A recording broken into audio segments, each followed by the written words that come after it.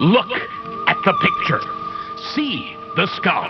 Visible Frankenstein controls. The Brain Thoughts broadcasting radio. The Frankenstein earphone radio. The latest new skull reforming to contain all Frankenstein controls. Welcome back to Frankenstein Control, everyone. Cologuard, etc., etc. Comedy podcasts in our dying world are becoming ever more an exercise in futility, akin to a Where's Waldo book where Waldo is immediately visible on each page and he's dead. Oh, man. Imagine, if you will, a Waldo book with all the classic, intricately drawn pages, but each vignette features a break in the crowd somewhere with people gathered in a circle gawking at a prone Waldo as paramedics vainly attempt to resuscitate him. The book is called, Guess What? Here's fucking Waldo, America. You're all responsible for this. Wow. Here's Waldo. I can't decide if that's like a funnier version of that concept or...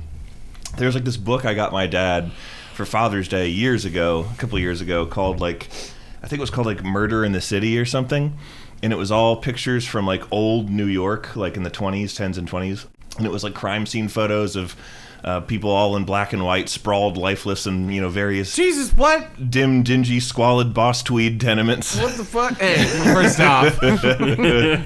off. So, just I can't decide if the previous concept that I laid out was funnier, or if the idea of Waldo and a variety of different, you know, tenements sprawled across like these dim, you know, these horrible little iron bed frames and the broken little windows and like those weird old tall bathtubs they had just chilling out in the middle of the floor in those crappy old apartments, and just Waldo, just varying causes of death, just sprawled amidst the, you know, like the human wreckage that he is. Yeah. In a bunch of different poses and pages. Human wreckage. I got that because my dad and I have similar tastes, and I saw that somewhere, I don't remember where, probably on some deep dive down some morbid rabbit hole I was in on the internet, and I bought it for him for Father's Day like months in advance. And like he texted me, he's like, I got your book today, it's fucking awesome. He's like, I'm trying to limit myself to only 2 pictures a day so I don't go through the whole thing real fast. It's my 1920s urban squalor advent calendar. Except it's all here. It's an Upton Sinclairian hellhole. There's a piece of candy inside of each page, but candy's dead. Anyway. I thought you were going to say the candy was a Mary Jane bar. Which is equivalent, really. Yeah, that's the closest thing to a dead candy. Anyway, Dead Waldo or whatever. Welcome to Frankenstein Control, you mooks. What do you want to talk about? We was talking about candy. What's the worst Halloween candy? Tootsie Rolls. No, I like Tootsie Rolls. Tootsie Rolls are good. Sorry, you're wrong. I have so much Halloween candy because I've just like found that I've lost my sweet tooth the older I get. Right. And I just find it legitimately hard to eat candy and like sweet things. Mm-hmm. So I had a whole bunch of candy from Halloween that mostly I bought myself, not to give to trick-or-treaters, just to enjoy privately. And like I forgot a lot of it, and we moved recently, and like Lissa found like all this dried like stuff that I just had never eaten, and she's like, you need to eat this or throw it out because this has been here from, some of this is 2 Halloweens old. Oh. See, what you need to do is melt it all down into one giant candy, I did. Yeah, that's true. That happened. That's the Ada Ship business model. You take all of your leftover dregs of something and you combine it into one powerful but horrible whole. Like the liquor sauce. Oh, did we ever talk about the liquor sauce? Oh, we talked about the liquor sauce on this show. Horrible candy. Basically, you tried to create that monster from that episode of Gravity Falls. Yeah, with the loser candy. Yeah, the loser candy guy. Covered with that white powdery stuff. You know that stuff.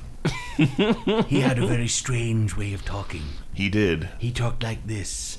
I'm the Halloween man. I don't remember much from that episode other than Seuss was like, oh, I need some levity. And he's like, hey, Lois, check it out. Shut up. My fucking Seuss impression is lacking a little bit. Yeah. The thing that made that episode great is when they were in that stupid Halloween store And right around that time, Kanye West had gone on his rant about how he was the voice of a generation and like made those weird, bizarre, unasked for claims. And then Seuss is like, they're like, Seuss, don't press that stupid talking skull. And he's like, this talking skull is the voice of a generation. It was funny. The Summerween Trickster was the name of that monster. Oh, okay. Yeah. Yeah, you're right. I feel like it was a reference to multiple creatures such as No Face and various other things. Definitely has that No Face influence for sure. Yeah. I recently rewatched that entire series with Jen. Gravity Falls? Yep, Gravity Falls. Yeah, we're And, doing sort of the same thing. God, is it fucking funny? Gravity Falls is fantastic. It's so It's a funny. dang good show. And like, I just kind of like get wrapped up in like the plot and like how just good everything is, but you forget how insanely funny. Oh, it's so much of it is. Such a good show. Like you can really tell sometimes that the Homestar Runner, I almost said Homestuck. The Homestar Runner guys worked on it, or at least one of them did. Yeah. And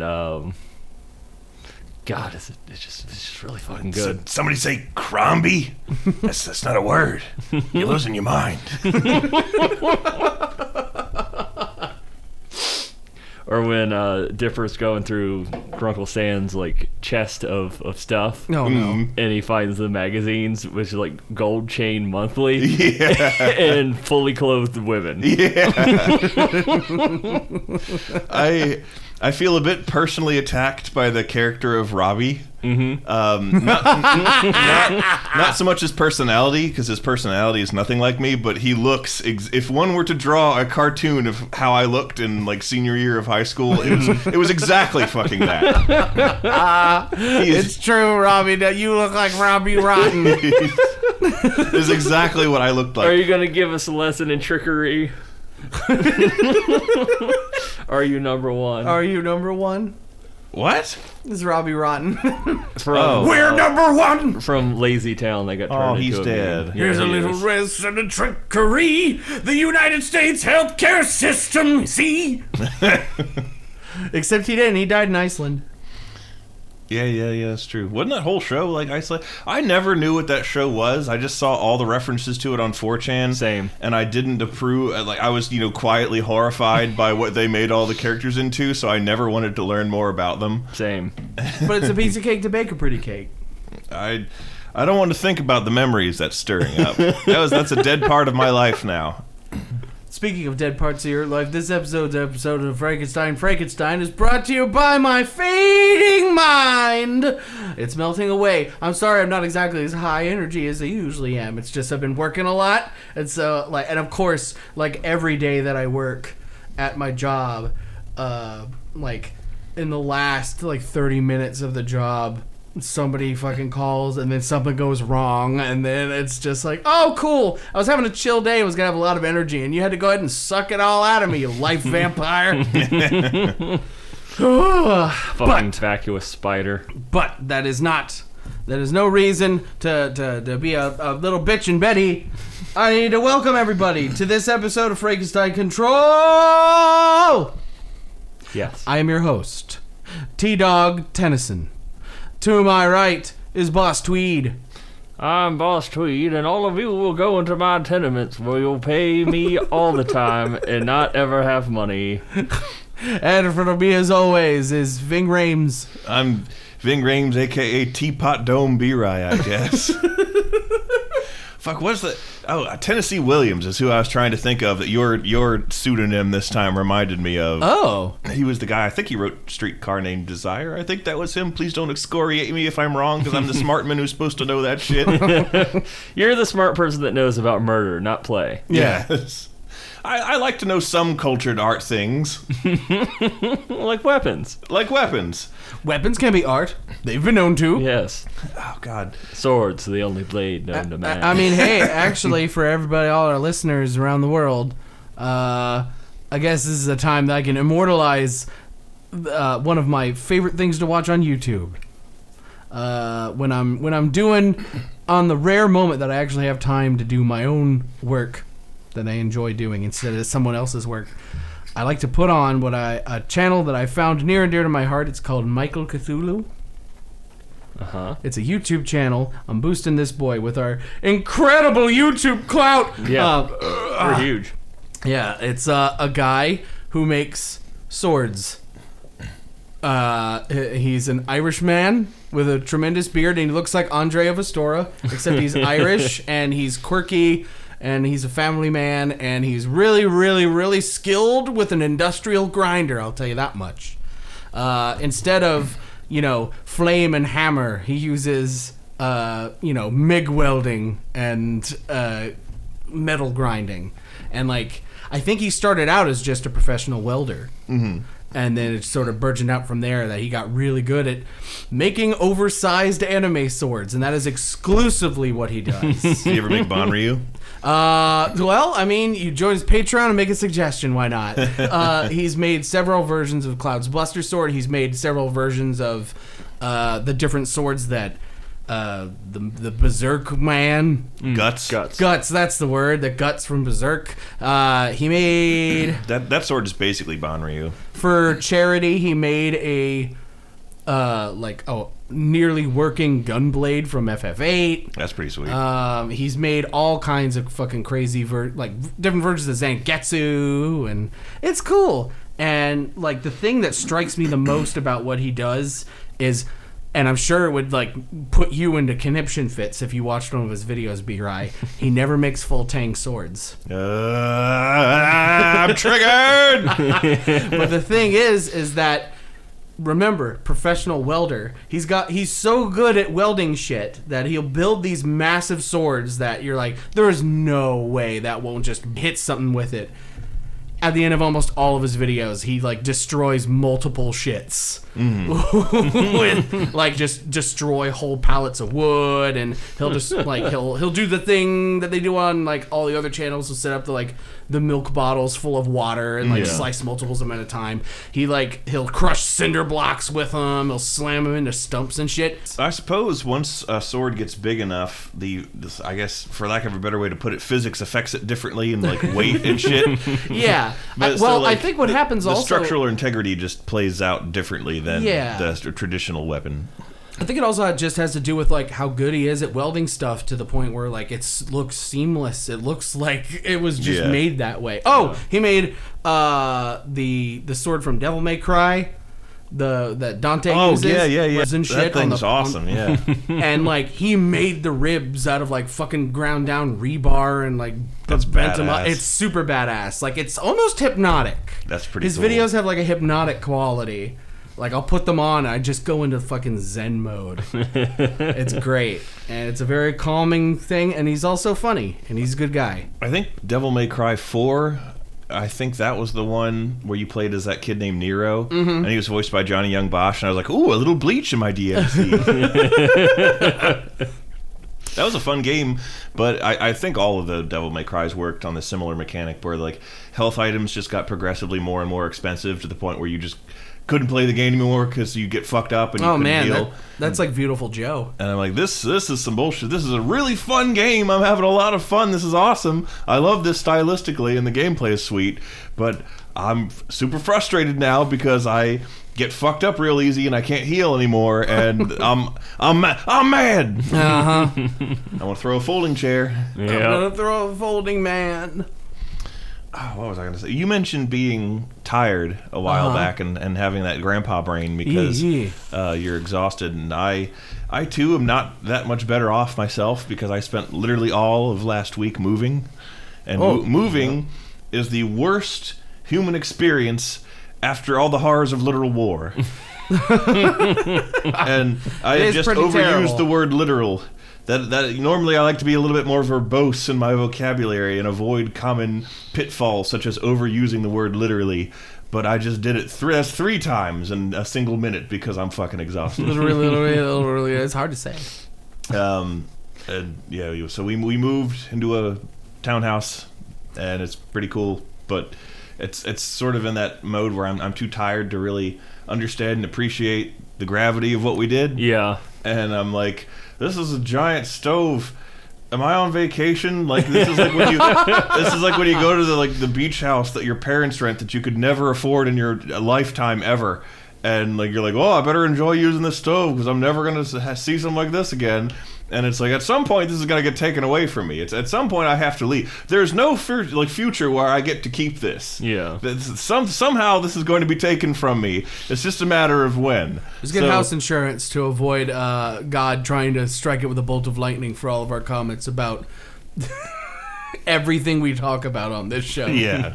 Well, the good news though is that we are now free of the Stomp Draculas. Yes. Finally free at last. I had a horrible thought as I would lay awake one night when I remembered a Stephen King short story called The Night Flyer, I believe. Mm-hmm. And it is about a vampire that flies a Cessna plane.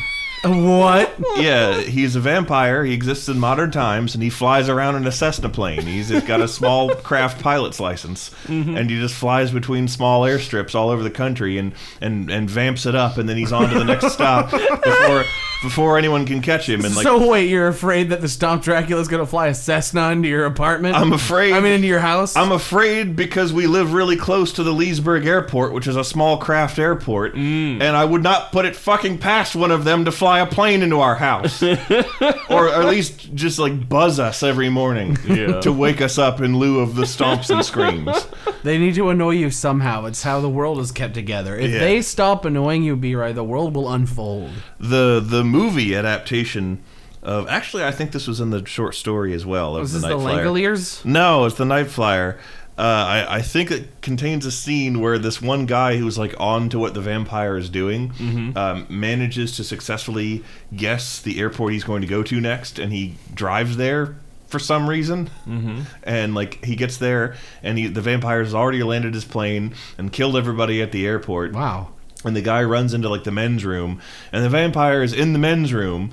And he doesn't realize this because the vampire's taking a piss, and the guy is like looking at his own reflect. He's like, staring at himself in the mirror, like, pondering his next move. And the vampire's in there, but he can't see him because you can't see him in the mirror. Yeah. And he's like taking a whiz over in the urinal, and he sees this stream of blood instead of pee hitting the urinal. And he's like, oh shit, he's in here with me.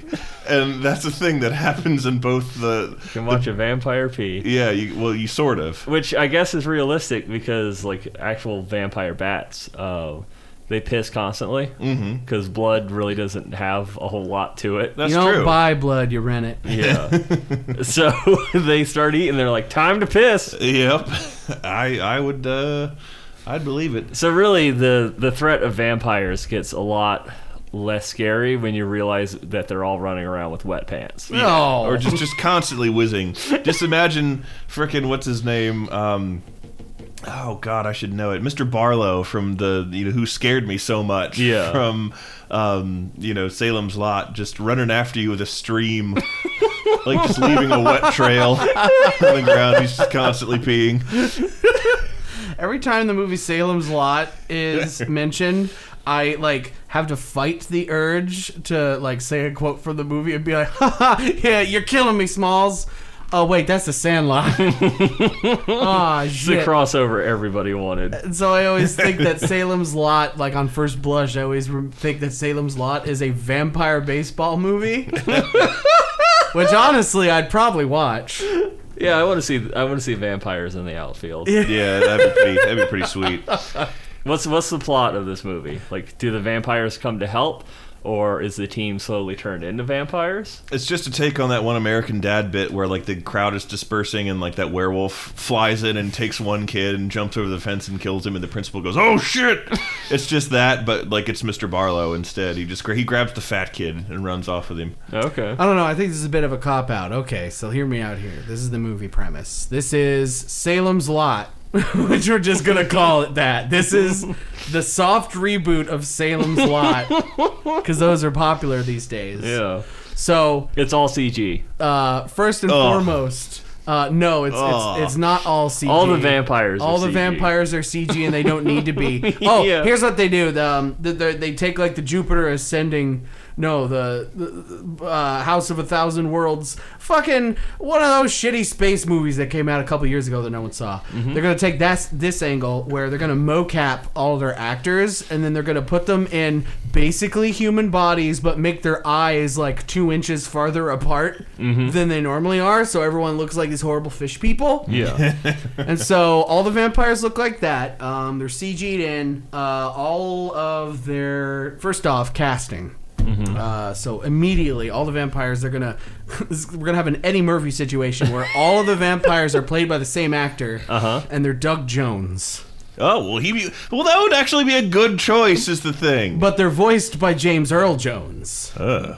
And all of the vampires are horrible fish people wiggling around like Doug Jones, and they sound like Mufasa. But like this is like Lion King remake James Earl Jones, so it's like Simba, Dark, you need to run away, Simba.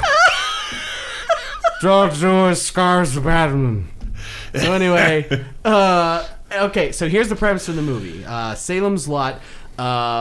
Okay, this is 1970s US of A. Anytown US of A. All that kind of stuff. And our camera pans down. It's like it's like the start of Forrest Gump, where it like has a feather like blowing in the wind. But it's a vampire feather. But it's a It's a bat feather. It's a bat feather. Yeah, I was gonna say that. It's just a loose bat wing. Yeah, it's just a loose bat wing. And it's like play like the fun, the like touching ass flute music, and it lands in betwixt our two star-crossed youngsters, Benton Fandango. And the Screech. Benton Fandango is the one and only friend of the Screech, who is he's put down at school. People always make fun of him because he needs to echolocate. He's blind, you see. Well, he isn't blind as much as he was born without eyes, which makes him even a freak in the vampire community, which is a thing in this film. Yeah, one of the higher vampires in Witcher 3 turns into an eyeless form at one point, so it's sort of normal. Yeah, there's a precedent for it. Benton Fandango, he's we're gonna pick a nice child. Who's that kid who was in Artemis Fowl? He's that kid. That's who's playing him. Artemis Owl. I wanted this. Can the Screech be played by Ben Schwartz? Yes, I was gonna get to that. The Screech is played by Ben Schwartz. He's the only, but he's mocapped by Andy Serkis. And the Screech, he's just a normal kid. He does normal kid things. He just wants to play a baseball. But of course, his echolocation puts him at odds. Because of course you can't play baseball without eyes. That's what all the grown-ups tell him. They're like, goodbye, Ben Fandango. Goodbye, my adopted son, the Screech. Remember, don't play baseball. They'll hit you in the nutsack. That's what right here in the rule book. It says you can't play if you don't have eyes. I was hit in the nutsack by a sport ball, and I'm not blind. So that's an awful time. So both of these kids, they're down on their luck because they just missed the ice cream man. You see it in the distance. The ice cream man is going away, and the ice cream man leads out the window. He's like, "If only you could play baseball, you fuck!" And both of them feel down, and they're having a bad time. But then, at that moment, that's when the real plot begins, because a baseball falls on top of the bat wing that fell between them. And the two despondent youths look down to see that the baseball, the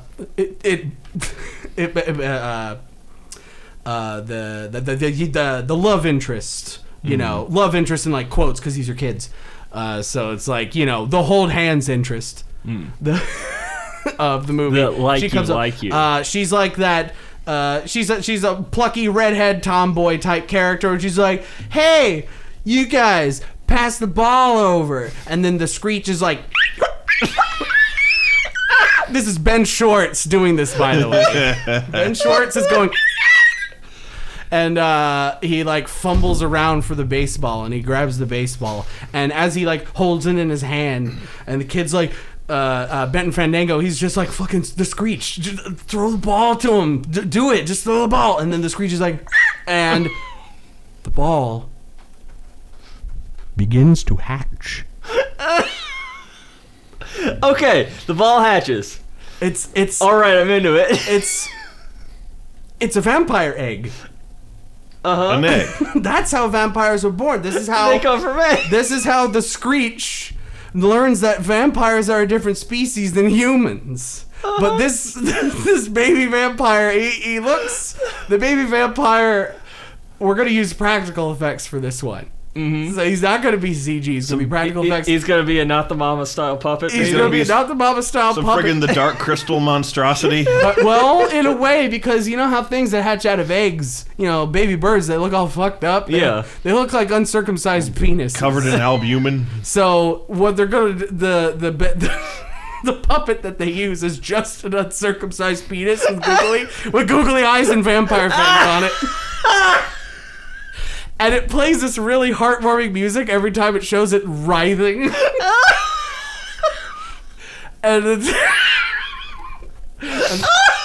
the childhood trio is like, whoa. And then the Screech is like, and then the subtitles is like, he's like me. And they find a kindred spirit of the vampire in the baseball. It cuts to like a childhood photo of the Screech at his parents' house, and it's just the exact same creature. And the photo's in black and white for some reason. Yeah, and they have to go to their parents, and they have to ask about the way that the Screech was brought into their family. And okay, you know, I said the vampires were commonplace, and that they were all horrible CGI monstrosities acted by Doug Jones and voice acted by James Earl Jones. Are the kids going to be helped out at some point to learn the ways of baseball by Coach Fang, the curmudgeonly alcoholic with a heart of gold, who looks exactly like Mr. Barlow but isn't Mr. Barlow for copyright reasons? He looks like Mr. Barlow. He's visually he's based off of sorry, I can't remember the actor's name. God, of course I can't. Yeah, he's based off of Christopher Lloyd. Okay. But he's voiced by James Earl Jones.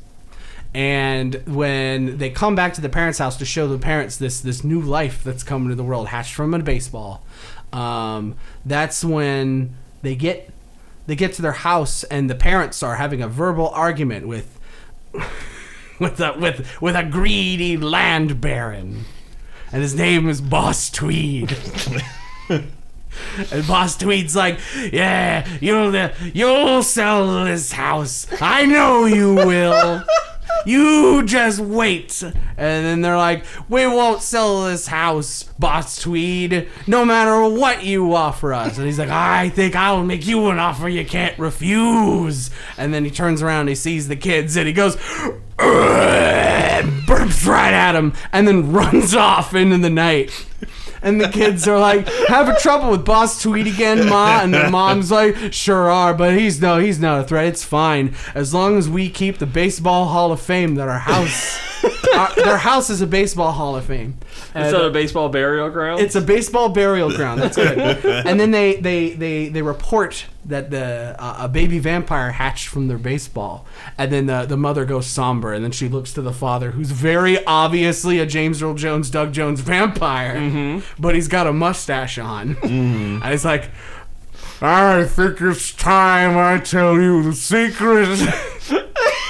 And he takes all three children, Benton Fandango, the Screech, and we hadn't named our redheaded tomboy girl. Joseph Joestar. Josephine Joestar. There we go. So Josephine, Benton, and the Screech, they go down into the basement of the Baseball Hall of Fame that Benton and the Screech's house is a part of, and they go down, and the father reveals, to the shock of all, that he is a vampire, and that it isn't the Shriek... It wasn't the Screech who was adopted. You fucked up his name. It wasn't the Screech who was adopted into the family. It was actually Benton. Ah. And that Benton's the freak boy. And that all the vampires in town have had to go into hiding. Because of being hunted down at the Salem Lot witch trials many, many years ago. And they had to go into hiding. But they found that Salem's Lot was actually the perfect place to hide because vampire eggs look exactly like baseballs. The #1 sport in Salem's Lot. Not the country. For the time period. Oh my god. This is just... Do we all exist in like one of Jim Sterling's nightmares or something? That's how it feels right now. Anyway, the kids have to face off against Boss Tweed and his baseball team of werewolves. Yeah. Yes, now we're getting somewhere. And so it's the humans versus the werewolves, but then the vampires, they all come out of hiding with the help of Christopher Lloyd, James Earl Jones, Doug Jones' dad. And then Boss Tweed brings out a ringer, and it's just flagrantly Sabretooth from the X-Men. It's same actor, same costume. Yeah. It is just Sabretooth from the X-Men, but they call him Jaguar. Yeah. They call him Jaguar. They call him Jaguar. They call him Mick Jaguar. They call him Puma Man. Yes! I like that a lot better. Thank you. We're getting collaborative here. He's called Puma Man, and he's like their star player. But then it's revealed midway through, like in the it's the final inning. They've got one touchdown to score a goal on the baseball ring, and it turns out that Puma Man keeps he keeps throwing baseballs real hard and like fucking up the kid's arms, and everyone's like, "How strong is that kid?" As they point to fucking a full-grown man, Yeah. a full-grown man in a goddamn Sabretooth outfit, and they're like, "That kid is so strong, we can't defeat him." And then the Screech, using his powers of echolocation, even though he's called a freak, even by his own father, he is able to hit that ball because he can not only does his echolocation allow him to see the trajectory of the ball better than anyone else, because he sees at the speed of sound instead of the speed of light, which is different. Yeah, speed of light's a lot slower. Yeah, it's a lot slower. In Salem's Lot it is. Things work differently there. And the ball, he manages to hit the ball, and it goes a-flying. But here's the thing.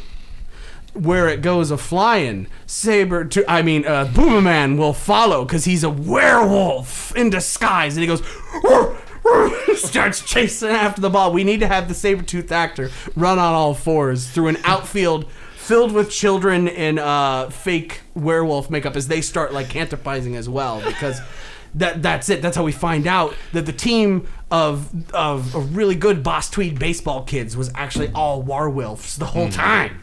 That's our angle. Mm-hmm. And so he gets the baseball when he runs out in the field. He starts bringing it back, and then everybody's panicking. And when a dog sees you running, they just want to play with you more. So he starts running on all fours after these people. And James Earl Jones, Doug Jones, vampire people in disguise, and they're like, ah! And screaming. And then the crowd stops. All is silent because all heads turn towards this wonderful theater-grade performance of Ave Maria sung by a professional opera lady. And it's coming from the egg child. the uncircumcised penis puppet with the googly eyes and the vampire teeth is singing. And it brings everyone together. They realize the beauty that they had squandered in times past. And they say, if us werewolves and vampires can't get along, how are we going to play a good game of baseball? And then Boss Tweed sheds a single tear, and when it falls to the ground, it becomes a money. I feel sick. Yeah. And they've saved the town. I assume that's the end. Like, it just that's the cuts end. The credits there. What is the credits theme? The credits theme? Yeah. Oh, that's easy. It's It's just the Ghostbusters song. Yeah, what I was gonna say. Zero warning. Yeah, it's the Ghostbusters theme, and then of course, you need the after credits scene because that's all movies need to have one of those now. Mm-hmm. And so for like sequel bait, the redheaded tomboy girl who was, she everyone's like, good game, everybody. Way to play with the sportsmanship. And they go off and have, their cooler full of hugs. Mm-hmm. And Oh, fuck yeah. and they're all blue flavor, except for the vampires where they're blood flavored. I told you about that house. Did I tell that before? I probably did. The The hugs Halloween at house. the Halloween house. Yeah, The hug Halloween house? Yeah, that's that. And so everybody's having their little hugs. And then they're like, where are you going, Josephine Joestar? And she's like, I'll be right back. And then she goes like into the backyard of the place, like beyond the bleachers, and she stands there, and then all of a sudden the mothership rises. I knew it. Sequel bait. Welcome to the Salem's Lot cinematic universe. Join, and then it's like. And then after that fades, it'll be like Josephine Joestar will be back in Avengers. Endgame. Adventures Endgame. There you go. Well, Taylor, that's Salem's Lot. And she grew up to be Black Widow. Yeah! It's all part of the Marvel Universe. Yeah, and then she swallows somebody alive and they slide you. No! That's not my fan fiction I'm writing. I'm writing one about penis puppets. What the hell is wrong with people? What Yeah, I like. the hell is wrong with you? I like this pitch, Taylor. Thank you. I'm gonna fund it. I'm gonna make a Kickstarter for it. Hopefully, all of you can see Salem's Lot, the remake, in 2034. Yeah. When we finally actually get enough money to fund such an insane and just poorly thought out idea. There will be no revision to the script. It's going as is. We're gonna Trolls 2 this and demand strict adherence to the insane ramble we just spent the last 20 minutes. It has to follow it to the letter. To the letter. Especially when Boss Tweed burps at the kids. I think it has legs, yo. I think Salem's Lot cinematic universe is going to be a big hit with the children of the Gen Z kids of 2034. Yep. So everyone, just keep an eye out for that, and keep an eye out for the next episode, Frankenstein Control. Uh-huh. A baseball just landed on the table. Don't touch it! Oh, my child! Kiss him! He's beautiful! Now even you know I am a menace. I hand you the secrets to save the entire human race and the entire universe.